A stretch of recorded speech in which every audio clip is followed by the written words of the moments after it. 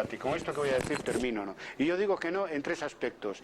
Lo que nos ha enseñado en cuanto a la importancia de una teoría y de una filosofía para la historia. Lo que nos ha enseñado en cuanto a una historia y unas ciencias sociales comprometidas con su tiempo, ¿no? Y lo que nos ha enseñado en cuanto a lo que se llamó historia total, la necesidad de reproducir nuestras investigaciones la totalidad o la globalidad de los hechos históricos que estamos analizando. Posiblemente no, nosotros ya lo hemos hecho. Hay que reformular autocríticamente y actualizar estos tres planteamientos, tres paradigmas que fueron en su momento compartidos por el marxismo y análisis y que son indispensables para el futuro de nuestra disciplina. Y nada más, la historiografía marxista, latina crítica, simplemente desde el punto, si hablamos de latina por entender toda Latinoamérica, o de latina por entender la parte latina europea y tal, eso es historia de debate hoy. No digo que no haya mucha más gente que esté en ese campo a título individual, con sus grupos, paralelamente a nosotros, conectados o no con historia de debate. Pero como movimiento de importancia internacional, eso es historia de debate hoy. Es decir, crítica y autocrítica, buscando, y creo que lo estamos consiguiendo después de más de una década, que la historia, y creo que es un ejemplo también para otras disciplinas, al mismo tiempo que se renueva como disciplina académica, juega un papel positivo en las diferentes situaciones históricas, de cambio histórico que atraviesan nuestros países. Y también, de paso, defender nuestra disciplina y garantizar un futuro para nuestros egresados, para que puedan seguir siendo también investigadores y docentes en nuestras disciplinas. Mira, el secretario, el que actúa de secretario, o diríamos pues subsecretario de Historia de Debate, Israel San Martín, acaba de leer una tesis doctoral sobre el debate generado por el final de la historia de Fukuyama, de más de 2000 páginas, que pronto estará conectado a la red, a la web de Historia de Debate, para disposición de todo. Y tenemos muy claro que hemos pasado, y eso ya se dice en uno de los puntos del manifiesto de Historia de Debate, del final de la historia, del debate del final de la historia, al debate sobre los fines de la historia, entendiendo como fines los objetivos de la historia y entendiendo como historia la historia desde el punto de vista de la transformación social. Y eso es lo que estamos, porque ha quedado claro dos cosas. Primero, que después de la caída del muro de Berlín la historia ha continuado, ¿no? Eso ya lo demostró 1994, 1999, el 11 de septiembre, en fin, la guerra de Irak, la historia continuó. Y no solo en cuestiones menores, sino en cuestiones principales, porque la globalización ha abierto un enorme interrogante sobre lo que va a ser el mundo en el futuro, y hay alternativas a la globalización neoliberal, ¿no?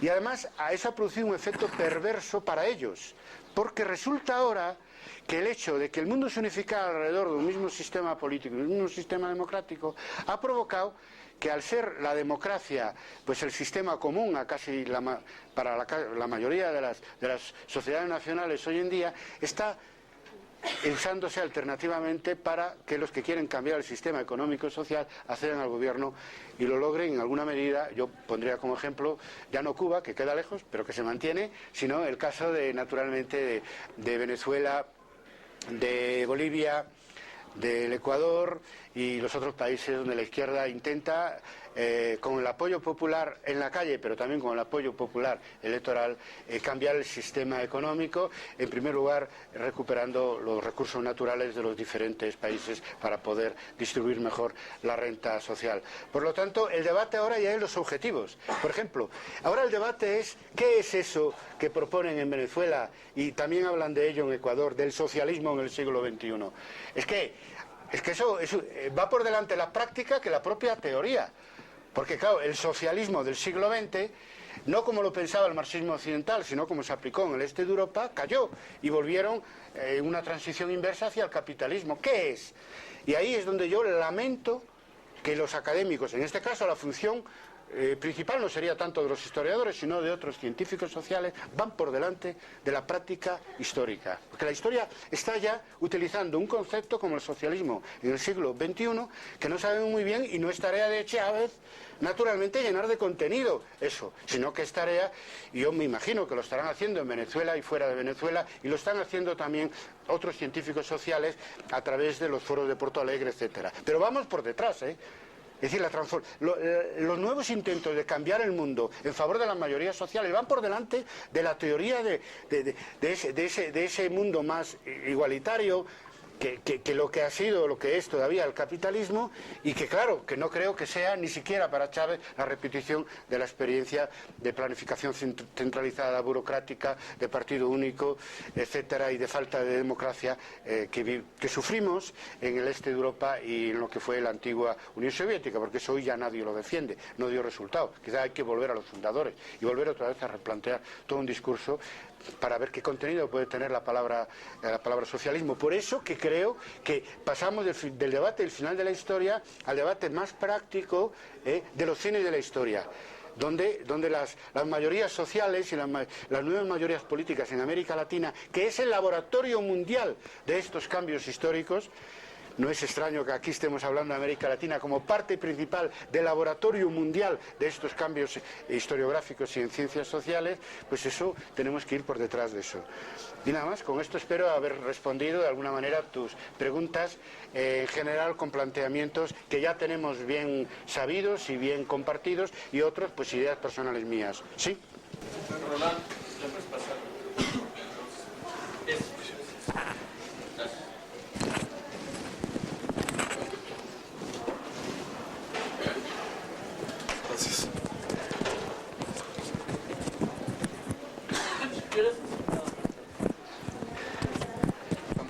Es para el profesor Alonso. Primero, antes de comenzar la pregunta, solo quisiera recalcar algo que yo tengo muy presente. Si queremos reivindicar a Virgen Dilthey, es necesario hacer una escisión profunda entre las ciencias naturales y las ciencias humanas. Es decir, tiene que ser aún más profunda y no podemos regresar al debate ocioso si es o no ciencia la historia.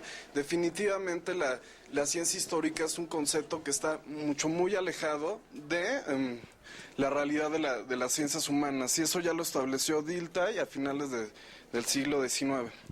Ahora bien, ¿hasta qué punto esta interpretación de la historia debe o hasta tiene que introducirse en la necesidad de tener alguna propuesta de política contemporánea? Teniendo en cuenta que es evidente que esta visión se presenta más bien como una nueva filosofía de la historia, una resucitación de la reflexión histórica alemana. Es decir, esta nueva interpretación puede quedar mermada, ya que puede tergiversar la interpretación de los acontecimientos por la tendencia política de esta nueva tendencia de filósofos de la historia. Si tanto Spengler como Heidegger han sido apartados por sus propuestas políticas hacia la realidad alemana de los 30, francamente espero que esta nueva propuesta en realidad tenga una apertura, tanto para reconocerlo a los pensadores de izquierda como comprender que los pensadores de derecha en verdad crearon una reflexión histórica, el historicismo. Las tendencias políticas bien merman la comprensión de la historia. ¿Hasta qué punto es cierto?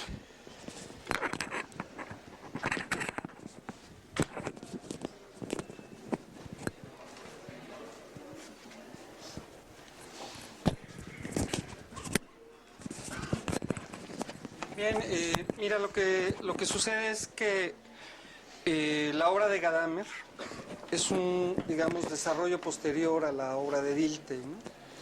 O sea, Dilthey no deja de ser un, pensador muy importante, pero un poco lo que decía Carlos Barros es cierto. Definitivamente el problema de la lejanía entre las ciencias naturales y las ciencias sociales ahora ya no es tan pensable, y no es tan pensable porque los propios campos del conocimiento se han venido desarrollando. Entonces, si bien Dilthey marca algunas cosas que son muy importantes en relación al positivismo, lo que es cierto es que la propia filosofía y las ciencias humanas han venido evolucionando, ¿no? No solo en el nivel, digamos, de la investigación y la interacción entre las ciencias, ¿no? La interdisciplinariedad, o lo que nos gusta a nosotros decir más acá es la transdisciplinariedad, que es el abordar los problemas ya de una manera no escindida, ¿no? Pues esto, digamos, es como la nueva tendencia, ¿no? Que van agarrando. Incluso las ciencias duras van reconociendo que la probabilidad, por ejemplo matemática, O sea, abre, digamos, todo un terreno a ciencias ya no tan duras.